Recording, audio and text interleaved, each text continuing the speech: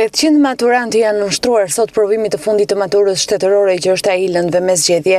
Ky është testi i fundit që maturantët duhet dalin me sukses në mënyrë që të vazhdojnë pastaj degën që ata preferojnë. Maturantët që zgjedhin anglishten si provim me zgjedhje do t'i nënshtrojnë nivelit B2 të testit TOEFL Junior Standard Test. Lëndëve me zgjedhje që duhet të mësojnë nxënësit e vitit të fundit.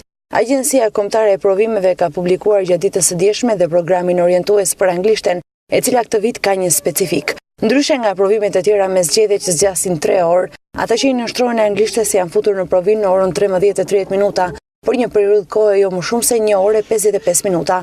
Në udhëzim teksohet se nuk ka asnjë libër shkollor të veçantë për të ndihmuar maturantët, pasi aftësitë e mira gjuhësore mund të fitohen vetëm pas një periudhe të gjatë dhe sistematike praktikimi. Maturantët që kalojnë me sukses këtë provim mund të pajisen me certifikat nga TOEFL. Drejtoresha e arsimit në Gjirokastër, zonja Linditarova, është shprehur për media se procesi që është në fillim të provimit të parë në Gjirokastër ka nisur e ka përfunduar i qetë dhe pas një incident.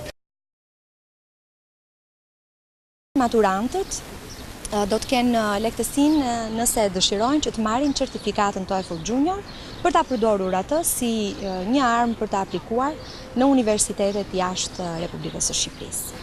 Maturantët që do t'japin provimin TOEFL Junior janë futur në mjedisat e provimit normalisht me gjithë maturantët e tjerë në orën 9, në orën 10 kanë filluar provimin e parë, i cili zgjat 1 orë e 30 minuta, dhe prej orës 11:30 deri në orën 1:30 ata do të instruktohen për mënyrën e administrimit të këtij provimi të rëndësishëm nga administratorët që edhe ata janë instruktuar nga AETS Albania.